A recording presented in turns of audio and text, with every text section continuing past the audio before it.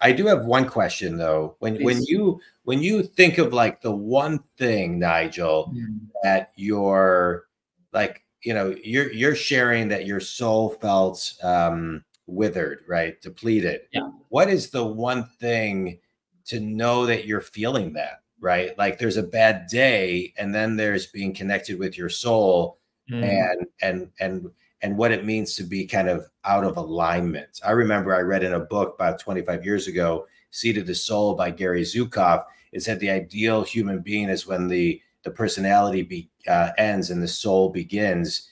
And I remember thinking, oh, I'm out of alignment there. I'm out of alignment there. So what's the one thing that somebody can kind of grab onto to understand if it's their soul or just a bad moment?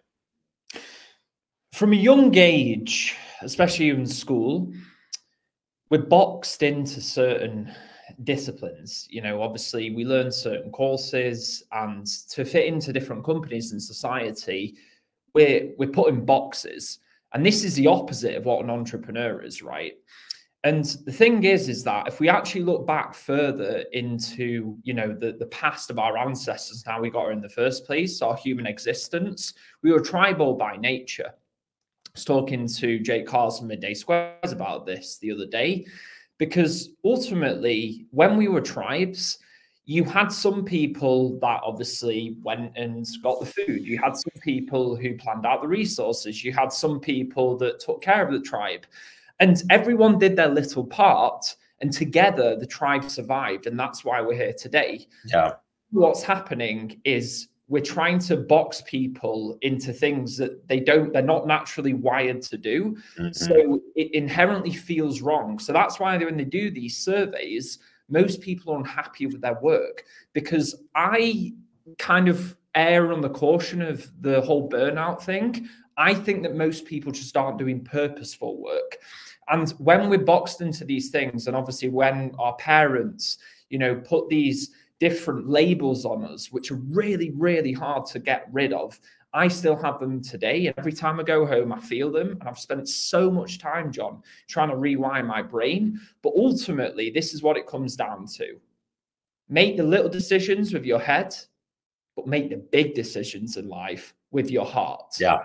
And the more you do that, and the more you surround yourself with people who empower you for who you are, and humans are, perfectly imperfect. We all have our weaknesses, but if you can focus on your strengths, and if you're weird and wacky, that's fantastic. Yeah. Because guess what? Your unique abilities can have a massive impact in society, just like our ancestors had a massive impact on the tribe to get us here today. I think that's so make the little decisions of your head, the big ones of your heart. That's what I was saying. Yeah. That's really important. I mean, and getting into your heart can take some time. I was talking to a client today who was saying, I was encouraging them to take a moment of think time. And what I was talking about is find a chair that you can sit in and just think and reflect and process. And they said, but I feel like I'm not doing anything. I said, well, you're actually doing a lot. Statistically, scientifically, we have 60 to 80,000 thoughts a day. And so that's 55 or more thoughts a minute. And so we need to kind of recalibrate and take a moment to actually get back to center, take a minute to get into our hearts, as I just wanted to say, right? It takes a minute. You can't just like move from one,